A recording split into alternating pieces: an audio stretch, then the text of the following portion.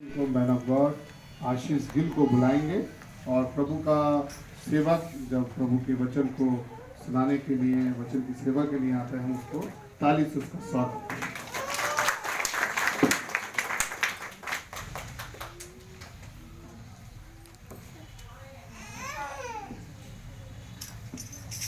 आप सबको जय मसीह की। परमेश्वर का धन्यवाद हो आज के दिन के लिए कि परमेश्वर ने हमें नया दिन दिया। इस बात के लिए हम परमेश्वर का धन्यवाद करते हैं। हम अपनी आंखों को बंद करें, हम परमेश्वर के वचन के लिए चलेंगे। धन्यवाद देते हैं खुदावंद आज के दिन के लिए कि परमेश्वर आपने जो हमारे जीवनों में दिन को दिया, इस बात के लिए पिता परमेश्वर हम आपका दिल से धन्यवाद करते हैं। पिता परमेश्वर मैं आपका धन्यवाद करता हूँ प्रभु, आपने मौका और अवसर दिया कि प्रभु आपके भवन में खड़े होकर पिता परमेश्वर आपके वचन से बांटने के लिए इस योग्य मेरे को समझा। इस बात के लिए मैं धन्यवाद करता हूँ प्रभु। मैं धन्यवाद करता हूँ इस कलीसिया के पासवान और इस कलीसिया के लिए पिता परमेश्वर जिन्होंने मेरे को अवसर दिया।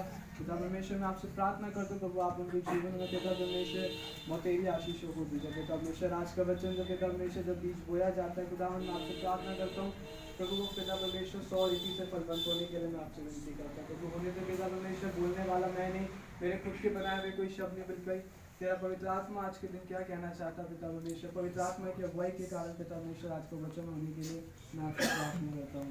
सादर महिमा में आपको देता हूँ प्रभु यीशु मसीह के नाम से मांगता हूँ। और मेरे लिए बहुत सौभाग्य की बात है, परमेश्वर का दिल से धन्यवाद करता हूँ कि परमेश्वर ने मेरे को मौका दिया इस चर्च में आने के लिए। और मैं यहाँ पे अपने एक मित्र के साथ भी आता हूँ, गगनदीप सिंह, और जब से वो मैं यहाँ पे इस चर्च में आ रहा हूँ तब से वो मेरे साथ भाई कंटिन्यूसली आता है। मैं उस भाई को भी बहुत धन्यवाद देता हूँ कि कभी मेरा उसने साथ नहीं छोड़ा यहाँ चर्च आने के लिए। परमेश्वर उस भाई को भी आशीष दे। और मैं आपको अपने बारे में थोड़ा इंट्रोडक्शन बता के फिर हम परमेश्वर के वचन की ओर चलेंगे। आप में से बहुत लोग हैं जो कि क्या है मेरे को जानते हैं और बहुत लोग हैं मेरे को नहीं जानते हैं। मेरा नाम आशीष गिल है और मैं इस वक्त बेतल बागी सेमिनरी इंदौर में अपना बैचलर्स इन थियोलॉजी में कर रहा हूँ। उससे पहले मैं चंडीगढ़ में था। चंडीगढ़ में मैं निप्स कॉलेज में था पीजीआई के पास। वहाँ से मैंने अपनी CTS को कंप्लीट किया।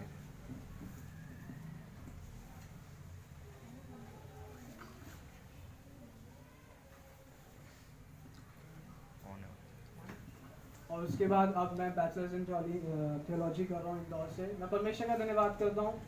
मैं कभी भी परमेश्वर की सेवा का ही करना नहीं चाहता था, मैं नहीं पसंद करता था, क्योंकि मैं क्रिश्चियन फैमिली में बॉर्न एंड बॉटअप हुआ हूँ। मेरे को पता लगता है, मैंने कहा हाँ ठीक है, मैं कभी भी परमेश्वर की सेवा का ही करना नहीं चाहता था। बट मैं परमेश्वर का धन्यवाद करता हूँ कि परमेश्वर ने मेरे जीवन में ऐसी सिचुएशन को करा कि आज मैं परमेश्वर की सेवा का ही करता हूँ। मैं अपनी थोड़ी छोटी सी गवाही देना चाहता हूँ और उसके साथ साथ मैं कुछ लोगों का धन्यवाद भी करना चाहूँगा जो यहाँ पे मौजूद हैं। उनके कारण ही आज मैं आप लोगों के सामने हूँ। मैं सेंट मेरीज में पढ़ता था और अंजना वॉज मेरी वैसे तो मामी और मेरी टीचर भी थी इंग्लिश की। सेंट मेरीज में मैं अच्छा था पढ़ाई करने में, एवरेज था। उसके बाद मेरी गलत संगति हुई दोस्तों के साथ। उसके बाद मेरे को आई थिंक 7th क्लास में सेंट मेरीज से रस्टिकेट किया। उसके बाद मैं गुरु नानक गया, वहाँ पे भी मेरा बिहेवियर प्रॉब्लम ये सब कुछ रहा, वहाँ से मेरे को रस्टिकेट किया। देन मैं DAV आया, DAV से भी मेरे को रस्टिकेट किया। फिर मैं सेंट जॉन्स गया, सेंट जॉन्स से भी मेरे को रस्टिकेट किया। मेरी लाइफ ऐसी थी, मैं बिल्कुल अपनी लाइफ में पढ़ना पसंद नहीं करता था, मैं नशा करता था। आप लोग सब लोग मेरी हेल्थ देख सकते हो कि मेरे अभी तक हेल्थ इंप्रूव नहीं हुई। नशा करता था, नशा करने के साथ मेरे को ब्रोंकाइटिस की प्रॉब्लम हो गई, जिससे मैं अभी भी थोड़ा बहुत कहीं ना कहीं सफ़र करता हूँ। मेरे को ब्रीथिंग प्रॉब्लम हो जाती है कई बार। परमेश्वर मेरे को आने वाले दिनों में चंगाई देगा। उसके साथ साथ मैंने अपनी लाइफ में 4 बार सुसाइड किया, क्योंकि मैं अपनी लाइफ बिल्कुल जीना नहीं चाहता था, क्योंकि नशा, पैसा, उधारी, इन सब चक्करों में ऐसा फंस चुका था मैं कि मैं अपनी लाइफ जीना ही नहीं चाहता था। मैंने एक बार अपने घर में लॉक करके लिजॉल फिनाइल की बोतल पी, मैंने ऑल आउट पिया, मैंने नैपकिन बॉल्स खाई। नैपकिन बॉल्स आप शायद समझ रहे होंगे। और जो हमारे यहाँ जो चावल वगैरह आते थे उसके अंदर कुछ कीड़े ना लगे, ऐसी कोई दवाई डालते थे, वो खाया। बट मैं तब भी नहीं मरा। 2 मई को मेरे जीवन में एक दिन आया, मैं अपनी मम्मी आई घर पे। मेरी मम्मी मेरे को लॉक करके जाती थी घर पे, और मैं घर पे जब मेरे को नशे की क्रेविंग होती थी तो मेरे हाथ पैरों में बहुत दर्द होता था। मैंने अपने हाथ काट रखे हैं, बहुत कुछ कर रखा है। और नशे की क्रेविंग में मैं बहुत रोता था। जैसे आपने कभी मूवीज़ देखी होंगी जिसमें पागल होता है ना बाल पकड़ के, उस हिसाब से मेरी लाइफ थी। मैंने अपनी मम्मी को गेट खोला, मैं बाहर चला गया। मैंने कहा आज क्या है, मैं अपनी बाइक क्या है किसी डंपर के नीचे जानबूझ के डाल दूँगा और मैं ख़त्म हो जाऊँगा। वो सिचुएशन मैं करने को निकला और पता नहीं परमेश्वर की क्या योजना बनी मेरे जीवन में कि मिस्टर रॉबर्ट हॉल्स मेरे मामू मेरे घर पर आ गए। उन्होंने बोला मेरे को कि चलो 1 मिनट चलना है, लखनऊ चलना है। और मैं काशीपुर से बहुत बाहर जाना चाहता था क्योंकि मेरे पास 2 पुलिस केसेस हो चुके थे, ठीक है, मेरे यहाँ पे 7 स्टिचेस आए थे और बहुत कुछ हो चुका था। मैं काशीपुर से बाहर निकलना चाहता था। रॉबर्ट हाउस आए मेरे मामा जी, उन्होंने कहा कि चलो लखनऊ चलना है, कुछ काम है ऐसा करके। वहाँ पे मैं गया और वहाँ पे मैं 2 मई मैं यहाँ से मुरादाबाद खड़े होके गया ट्रेन में, क्योंकि कोई रिजर्वेशन इमीडिएटली नहीं मिल सकता। और मुरादाबाद से लखनऊ पूरा खड़े पे गया, कभी एक टांग पे कभी इस टांग पे। मैं वहाँ पे पहुँचा, वहाँ पे पहुँचने के बाद मैं बेली फैमिली के अंदर गया, जो वहाँ पे वृंदावन में रहते थे। मैं उनके यहाँ पे रहा, मैं उनके घर में 2 मई से 26 मई तक मैं उनके घर पे रहा। मैं उस परिवार का भी धन्यवाद करता हूँ कि जिन्होंने, मेरे को पता है कि मैं ऐसा होने के बावजूद भी मेरे को अपने घर में रुकवाया। और मैं उनके साथ साथ धन्यवाद करना चाहता हूँ, हमें आप में से कोई नहीं जानता, but mister Justin Franklin, Renuka Franklin, Sammy और रैमी भैया, जो इन्होंने मेरे लिए बेहतर करने के लिए सोचा। और फिर ऐसी मेरी लाइफ होने के बाद मेरे मामू ने बोला कि हम तुमको नशा मुक्ति केंद्र में डालेंगे। मैंने कहा बिल्कुल, क्योंकि मैं नहीं रह सकता था, क्योंकि मैं मेडिसिन भी खाता था तो मेरे को नहीं हो पाता था। तो उन्होंने बोला कि हम क्रिश्चियन नशा मुक्ति केंद्र ढूंढेंगे, ये है वो है करके। मैंने कहा ठीक है। तो परमेश्वर का मैं धन्यवाद करता हूँ बेली अंकल के लिए, एक बार फिर से सोनिया आंटी के लिए, जस्टिन अंकल के लिए, जिन्होंने मेरे को लखनऊ में 3 चैलेंज, जो एक क्रिश्चियन रिहैबिलिटेशन इंस्टीट्यूट है, 3 चैलेंज में मेरे को डाला। और मैं वहाँ 1 साल के लिए गया था। 1 साल में मेरा एटीट्यूड ये था, वहाँ बहुत दुआ प्रार्थना होती थी। मेरा अंदर एक एटीट्यूड था कि मैं क्रिश्चियन फैमिली से हूँ, मेरे को जेनेसिस से लेकर रेवलेशन तक मेरे को सब पता, तो मेरे को कोई बताने की ज़रूरत नहीं है। करते करते मेरा परमेश्वर के साथ एक दिन मेरे जो आत्मिक पिता है डॉक्टर वर्गीस, उन्होंने मेरे को बोला आज अपने रूम पे जाना, प्रार्थना करना, देखना कोई होगा जो तुम्हारा वेट कर रहा है। मैंने कहा कोई वेट नहीं कर रहा मेरा, क्योंकि मैं अपनी लाइफ से इतना वो हो चुका था, मैंने सुसाइड किया, हाथ किया कि मैं जीना ही नहीं चाहता था। और मैं परमेश्वर का धन्यवाद करता हूँ कि परमेश्वर ने मेरे को एक्सेप्ट किया, परमेश्वर ने मेरे को बचाया। मैं वहाँ 1 साल के लिए गया था, वहाँ पे मैं 2.5 साल रुका।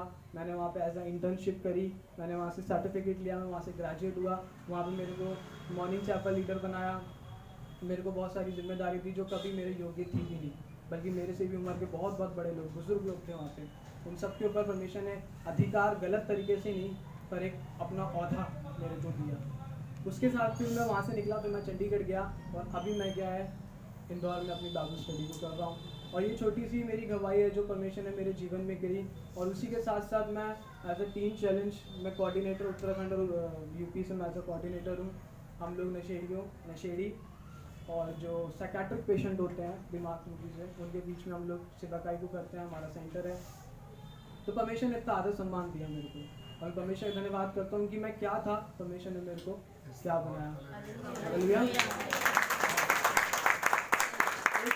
छोटा सा एक्सीडेंट और इस चर्च का, मैं 2016 में इस चर्च में आया था। पहले यहाँ पे बेंचेस नहीं थी, यहाँ पे ज़मीन पे बैठना पड़ता था। मेरे पास कुछ सामान था, वो सामान मैंने चर्च के बाहर फेंका था, यार चर्च के अंदर जाना है। और मैं परमेश्वर का धन्यवाद करता हूँ, मैं आज भी इस चर्च के अंदर खड़ा हूँ और वो सामान मैंने आज तक अपने हाथ में नहीं लिया। हम परमेश्वर के वचन की ओर चलेंगे। मैंने आपको अपने बारे में एक गवाही दी, आप सब लोग मेरे को पहले से भी जानते हैं, परमेश्वर का धन्यवाद हो। आज हम लोग 2 लोगों को देखेंगे। मसीह जीवन में हम पासवान के पास जाते हैं, हम फेलोशिप करने जाते हैं, वो बहुत अच्छी बात है। बाइबल में लिखा है कि संगति रखो, सब कुछ करो, बहुत अच्छी बात है। बट मसीह लाइफ में कई बार हम निराश हो जाते हैं, कई बार हमारे आसपास ऐसी सिचुएशन बन जाती है कि हम कुछ नहीं कर पाते। तो आइए हम उस परेशानी के हल को देखेंगे। हम लोग लूका रचित सुसमाचार उसका 19 अध्याय खोलेंगे और मैं आप लोगों के सामने उसको पढ़ दूंगा। उसमें लिखा है कि वह यरीहो में, लूक चैप्टर 19 वर्स 1, वह यरीहो में प्रवेश करके जा रहा था। वहाँ जक्कई नाम का एक मनुष्य था जो चुंगी लेने वालों का सरदार था और धनी था। वह यीशु को देखना चाहता था कि वह कौन सा है, परंतु भीड़ के कारण देख ना सकता था क्योंकि वह नाटा था। तब उसने देखने के लिए वह आगे दौड़कर एक गुलर के पेड़ पर चढ़ गया, क्योंकि यीशु उसी मार्ग से जाने वाला था। जब यीशु उस जगह पहुंचा तो ऊपर दृष्टि करके उससे कहा, हे जक्कई, झट उतर आ, क्योंकि आज मुझे तेरे घर में रहना अवश्य है। वह तुरंत उतरकर आनंद से उसे अपने घर ले गया। ये देखकर सब लोग कुड़कुड़ाकर कहने लगे, वह तो एक पापी मनुष्य के यहाँ जा उतरा है। हालेलुया। इसमें एक क्वेश्चन है जो मेरे को बहुत पसंद आता है। इसमें क्वेश्चन है कि जक्कई नाटा था, बहुत भीड़ थी, वो यीशु मसीह को देखने के लिए पेड़ पे चढ़ा। अब भीड़ बाइबल बताती है कि यीशु मसीह बहुत साइंस एंड वंडर्स करते थे और भीड़ उन पर गिरी पड़ती थी। तो यीशु मसीह ने नाटे से व्यक्ति को जो पेड़ पे चढ़ा था उसे कहाँ से देख लिया। ये होती है एक जक्कई। उस समय यीशु मसीह को लोग बोलते थे कि ये बड़ाई का पुत्र है, कोई बोलता था ये एलिया है, कोई ये बोलता था कि ये है, कोई बोलता है ये अपने आप को मनुष्य का पुत्र कहलाता है। बहुत सारी बातें यीशु मसीह के बारे में बोली जाती थी। बट जक्कई यीशु मसीह को एक बात पे विश्वास करके देखने आया कि उसने बहुत सी बातों में से यीशु मसीह को कौन सी बात पे एक्सेप्ट किया। आज हमारे सामने बहुत से लोग ये बोलेंगे कि अरे ये सिचुएशन है, ये प्रॉब्लम है, ये परेशानी है, ये है, वो है। भीड़ उस पर गिरी पड़ती थी।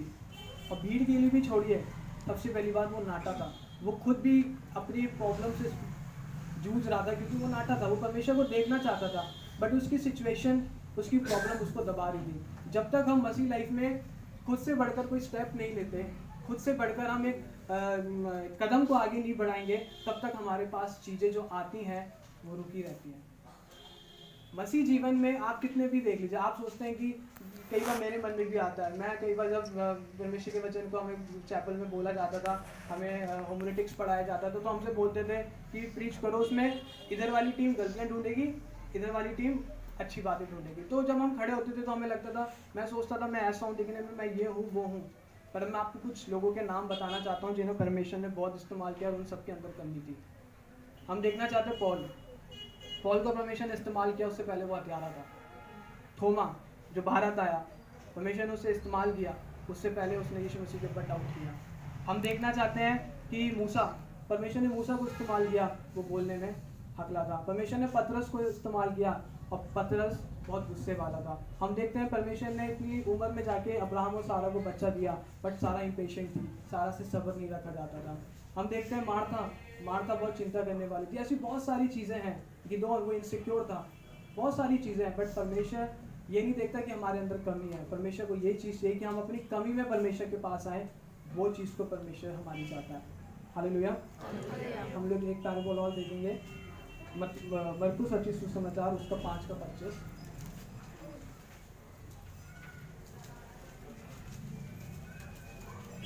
मैं आप लोगों के सामने पढ़ता हूँ। एक स्त्री थी जिसको 12 वर्ष से लहू बहने का रोग था।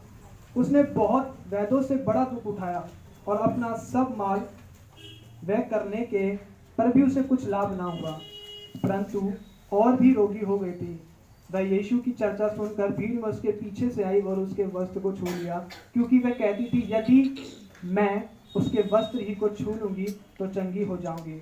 और तुरंत उसका लहू बहना बंद हो गया। हम देखते हैं 12 साल की लेडी जिसको एक लहू बहने का रोग था। 12 साल कोई 12 दिन या 12 महीने नहीं है, 12 साल बहुत एक लंबा पीरियड है।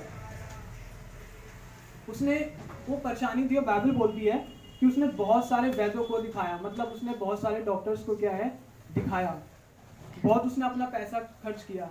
सब कुछ खर्च करने के बाद भी उसको आराम नहीं मिला, बल्कि उसकी और सिचुएशन क्या है, उसकी बीमारी क्या और ख़राब हो गई। कई बार हम अपने जीवन में कुछ अच्छा करने की सोचते हैं, हम सोचते हैं हम ये कर लें, हम वो कर लें, मौसा ने बोला, अंकल ने बोला, चाचा ने बोला, हम ये कर लेते हैं, बट हम तब भी कुछ नहीं कर पाते। ये फैक्ट है। पर बाइबल इस बात को बताती है कि परंतु वो यीशु की चर्चा सुनकर उसके पीछे से आई, क्योंकि वह खुद ये बोलती थी, अगर मैं ही सिर्फ यीशु के वस्त्र को सूंघ लूंगी। और आप देखेंगे पैराबल्स में तो लोग बीमारों को यीशु मसीह के पास लेके आते थे, बट उसने ये नहीं बोला कि मम्मी, दीदी या पापा जब यीशु मसीह मेरे घर के सामने से निकले तो मेरे को उठा के क्या है उनके पास ले जाना। नहीं, वो अपनी परेशानी में भी खड़ी होने के बाद उसने बोला कि यदि मैं ही, सिर्फ मैं, कोई नहीं, अभी यदि मैं उसके वस्त्र को छू लूँगी। और यीशु मसीह अकेले नहीं थी और भीड़ उसके पीछे थी। तो हम अपनी लाइफ में जब तक हमारे अंदर मैं नहीं आएगा, हमारी सिचुएशन हमको बहुत बार दबाएगी, हमारे स्ट्रगल्स, हमारे लोगों के बहुत सारे बोलने कि आप ऐसे हैं, आप ये हैं, वो हैं, बहुत कुछ बोलेंगे। बट आप जानते हैं कि अगर आप यीशु मसीह के पीछे हैं तो आपका मिरेकल, आपकी ब्लेसिंग लेना कोई आपको नहीं दे सकता। आपका मिरेकल, आपकी चंगाई, आपकी ब्लेसिंग, आप क्या करना चाहते हैं वो सिर्फ और सिर्फ आपके ऊपर डिपेंड है। हालेलुया। मैं जबलपुर में था, क्रिश्चियन कॉलोनी में, कटंगा के पास। मेरे को बहुत से लोगों ने बहुत कुछ बोला। जैसे कि मैं एजी बाइबल कॉलेज में था, तो मेरे को बोलते थे अरे तुम अनदर गॉस्पेल वाले हो, बहुत कुछ बोलते थे। मैं हंसता था, कई बार बुरा भी लगता था, अरे ये है वो है, आप समझ गए। बट उनको इस बात में नहीं पता कि मैं जो कर रहा हूँ वो परमेश्वर की सेवा है, क्योंकि परमेश्वर की सेवा हर कोई इंसान नहीं कर सकता। क्योंकि लाइफ को सेक्रीफाइस करना, अपने फ्लैश को सेक्रीफाइस करना, बहुत सारी चीज़ें परमेश्वर की सेवा का ही करते हैं। बट जब तक मैं जानता हूँ कि मुझे जो परमेश्वर से चाहिए, मैं उन सब चीज़ों को भूल जाऊँ। मेरी फैमिली बैठी थी, मेरा रॉबर्ट अंकल, रॉबर्ट हाउस बैठे थे, मेरे मामा जी सब बैठे थे। मेरे से ये पूछा गया कि तुम अब अपनी लाइफ में क्या करना चाहते हो। मैंने उनको सिर्फ एक बात बोली कि मैंने कहा जिस यीशु मसीह ने मेरे को बचाया मैं उसकी सेवा करूँगा। मेरी महीने की फीस, एक महीने की फीस 15,000 थी और मेरे को वहाँ 2.5 साल रुकना था। मेरे को पैसे ने नहीं बचाया, मेरे को किसी ने नहीं बचाया, मेरे को बचाया तो लोगों की प्रार्थना और यीशु मसीह ने। तो जब मेरे को यीशु मसीह ने बचाया तो मैं उसकी सेवा या उसका जो कर्ज है वो पूरा क्यों ना करूँ। हालेलुया। जब कहीं भी छोटा था, मैं सोचूंगा मेरे अंदर भी प्रॉब्लम है, आप सोचेंगे हमारे अंदर भी प्रॉब्लम है। बट मैं आज आपको एक बात बोलना चाहता हूँ कि अगर आप सोचते हैं कि आपकी प्रॉब्लम आपके बीच में आ रही है यीशु मसीह और आपके बीच में, तो वो आपकी गलत फहमी है, क्योंकि आपकी प्रॉब्लम को हटाना आपका काम है। हम देखेंगे, अगर हम उड़ाऊ पुत्र के बारे में देखें, प्रोडिगल सन, वो अपने बाप से सब कुछ लेके अपना सब कुछ खर्च करके चला गया, उसने उड़ाया। बट बाइबल बोलती है कि जब वो दूर पर ही था तो पिता ने उसको दे दिया। किसको जरूरत थी? उड़ाऊ पुत्र को अपने पिता की जरूरत थी, बट देखा किसने? पिता ने। तो ये परमेश्वर का एटीट्यूड है कि हमें ज़रूरत होती है, हम परमेश्वर से दूर हो जाते हैं, बट परमेश्वर तभी हमारा वेट करता है कि हाँ नहीं वो आएगा, अरे कोई बात नहीं, छोटा है, बच्चा है, भूल गया, ये है। परमेश्वर हमारा तब भी वेट करता है। ये एक तो पैराबल जो बुक में दिया गया बाइबल में, वो अपना सब कुछ व्यस्त करने के बाद, कई बार हम परमेश्वर को जानने के बाद भी छोड़ देते हैं। कई बार हम परमेश्वर को जानने के बाद भी बहुत कुछ करते हैं। मैं कुछ दिन पहले एक भाई से मिला, मैंने कहा और आज चर्च नहीं गए, पिछले संडे की बात है। उन्होंने बोला कि दुआ प्रार्थना तो हमारे साथ ही रहती है। तो मैंने कहा हाँ वो भी ठीक है, आपकी बात भी। मैंने कहा फिर आपके हिसाब से सारे चर्च बंद हो जाने चाहिए। तो ऐसी सोच वाले आपको बहुत लोग मिलेंगे इस दुनिया में। मैं आपको एक बात बोलना चाहता हूँ, मेरे को एक ब्रदर ने एक बात बनाई थी कि अपने आप को कभी भी आशीष डस्टबिन मत बनाना। तो मैं सोचा डस्टबिन का मतलब आप 200 रुपये का डस्टबिन खरीद के लाए, आपने पैसे दिए और डस्टबिन को आप यहाँ कहीं भी अपने घर पे रखे, तो उसमें क्या फेंका जाता है? कभी मैं आऊँगा, कभी आप आओगे, कभी वो आएंगी, कभी आएंगी।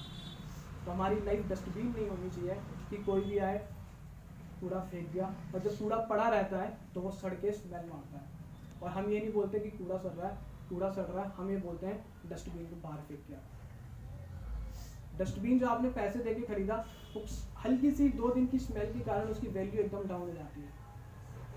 तो हमें अपनी लाइफ को ऐसा नहीं बनाना, हमें परमेश्वर के पीछे चलना। बहुत सारी दुख, मुसीबतें, परेशानी आएंगी, बट अगर हम ये सोचेंगे ना कि हाँ सिर्फ मैं, बाइबल के अंदर जितने भी आप सुपर हीरोज देखेंगे या जिन्होंने बाइबल के अंदर अपने बड़े नाम को लिया परमेश्वर की सेवा का, दाऊद, आप सब बाइबल को जानते हैं। पूरी बात उत्पत्ति से लेकर प्रकाशित वाक्य तक सिर्फ परमेश्वर ने दाऊद को बोली। वो क्या बोली कि once I have found his work according to my heart. मेरे हृदय के मुताबिक चलने वाला क्या मुझे मिल गया, यही मेरे हृदय के मुताबिक चलने वाला है। तो हम अपनी लाइफ में परमेश्वर के हृदय के मुताबिक चलें। बाइबल बोलती है कि जो अपनी समझ का सहारा ना लेना, वरन संपूर्ण मन से यहोवा पर भरोसा रखना। बाइबल बोलती है कि श्रापित है वो मनुष्य जो मनुष्य पर भरोसा रखता है। मेरे मसीह में आने से पहले बहुत सारे झगड़े थे। मैं छोटी सी टेस्टमनी देना चाहता हूँ। मेरे मार्केट में एक एडवोकेट है, उनसे मेरा बहुत झगड़ा था, हो गया था, पुलिस केस हुआ और उन्होंने मेरे को गलत फंसाया। मेरा केस चला था यहाँ पे कटोरा ताल चौकी में, बट मैंने परमेश्वर से उनके लिए प्रार्थना की। मैंने कहा परमेश्वर आप जानते हैं, मसीह मानने के बाद, क्योंकि वो बात मेरे को खाती थी कि यार उन्होंने मेरे को गलत फंसा। मैंने कहा एक दिन परमेश्वर से प्रार्थना किया, मैंने परमेश्वर आप जानते हैं कि मैं गलत नहीं था, और मैं परमेश्वर का धन्यवाद करता हूँ, जब मैं आया मेरे को किसी ने कॉल करके खबर दी, मैं उनका गलत नहीं मान, उनके लिए प्रार्थना भी किया कि परमेश्वर उनको सारी सिचुएशन से बाहर निकाले। परमेश्वर ने, उन्होंने जैसा सिंपल, जैसी ट्रेजेडी मेरे साथ अपनाई थी, वही ट्रेजेडी उनके साथ सेम कटोरा ताल में हुई। तो मैं ये नहीं बोलता कि मैंने उनके लिए प्रार्थना करके उनको ऐसा कर दिया, नहीं, क्योंकि अभी हम लोगों ने क्या गाना गाया कि कहना ही क्या है जब खुदा मेरे पक्ष में, तो कौन अब मेरा विरोधी करेगा। हमारे विरोधी हो सकते हैं और होंगे, बट मैं आपको एक बात बताना चाहता हूँ, अगर आप सोचें कि नहीं, हमारा एटीट्यूड क्या होता है कि प्रार्थना के साथ साथ हम बहुत कुछ करते हैं, वो भी करना चाहिए, मैं उस चीज़ के लिए मना नहीं कर रहा हूँ, बट हमारा ज़्यादा फोकस प्रार्थना पर होना चाहिए। क्योंकि मैंने कोटेशन पढ़ा था, उसमें बोला था कि जब एक परमेश्वर का दास, जब एक बिलीवर घुटनों पे आता है, तो वो दुनिया के सामने ये दिखाया जाता है कि वो हार गया। किसी को जब हम मारते हैं तो हम उसे घुटनों में बिठा लेते हैं, बट एक्चुअली वो हारा नहीं। बैटल क्या है, स्टार्ट हुआ है। हालेलुया। आपकी प्रेयर, आपकी ब्लेसिंग्स, आप जिस चीज़ के लिए स्टडी, जो कुछ भी कर रहे हैं, आपके घुटने, आपका हृदय, आपका समर्पण ही आपको दिलाएगा। महान लोग महान काम नहीं करते, परमेश्वर समर्पण के द्वारा महान कार्य को करवाता है। तो आपका समर्पण परमेश्वर के सामने कैसा है, वो आपको बताएगा कि आप परमेश्वर के लिए क्या कर सकते हैं। बहुत से लोग बोलते हैं जी मैं परमेश्वर के लिए ये करना चाहता हूँ, मैं वो करना चाहता हूँ। मैं एक पास्टर से मिला चंडीगढ़ में, वो परमेश्वर के लिए सेवा कार्य के लिए बहुत जोश में थे। तो वो एकदम सुसमाचार सुनाने गए, वापस आ गए। मैंने उनको पूछा, पास्टर जी आप गए नहीं? उन्होंने बोला कि मैं रास्ते में जा रहा था, और रास्ते में जाते जाते क्या हुआ, जैसे ही मैंने प्रेयर करके मैं चली, तो पंजाब में बहुत से लोगों के पास ज़्यादातर पिटबुल होता है। कह रहे वो पिटबुल मेरे पीछे पड़ गया। तो मैंने कहा फिर क्या हुआ? कह रहे कि अगर मैं परमेश्वर का प्रचार करने गया तो पिटबुल मेरे पीछे क्यों पड़ा, अब मैं सेवा भाई नहीं होगा। तो मैंने कहा चलिए ठीक है, बाकी कोई बात नहीं। ऐसी सोच वाले, ऐसे नेगेटिव वाले बहुत लोग होंगे, बट आपको ये जानना है कि अगर आप भीड़ में सिर्फ यीशु मसीह के पीछे से आके उसके वस्त्र को, आप वस्त्र की बात नहीं, आज आप बोले कि सिर्फ मेरे ही प्रार्थना करने के लिए, मेरी सिचुएशन क्या है, मेरी परिस्थिति क्या है, मेरे रिश्तेदार मेरे को क्या बोल रहे हैं, इन सब को मैं परे हटा के मैं सोचूं कि मैं सिर्फ मैं ही अगर प्रार्थना करूँगा तो मैं अपनी चीज़ को ले लूँगा। परमेश्वर आपको 110% आप मेरे से लिख के ले लीजिए, आपको देगा। हालेलुया।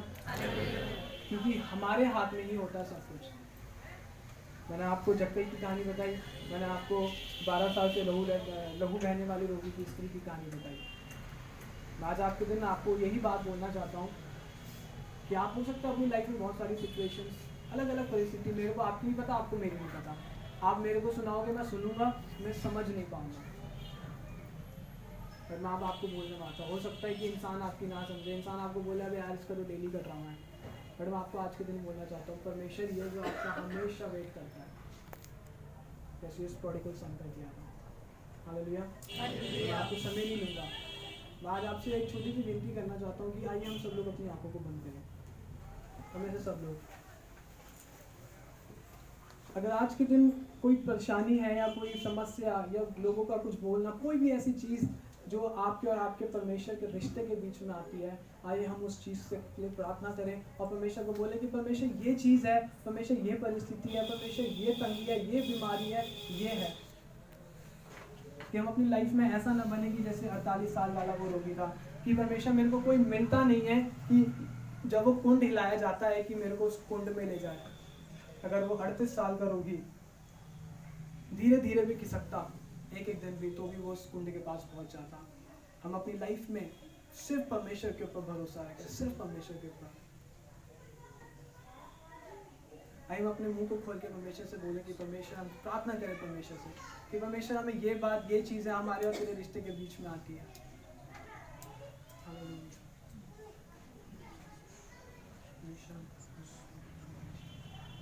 महफूज हूँ मैं तेरे साए में खुदा, तेरा हाथ मैं कभी ना छोड़ूंगा। आइए हम सब बोले महफूज हूँ मैं, महफूज हूँ मैं तेरे साए में खुदा, तेरा हाथ मैं कभी ना छोड़ूंगा।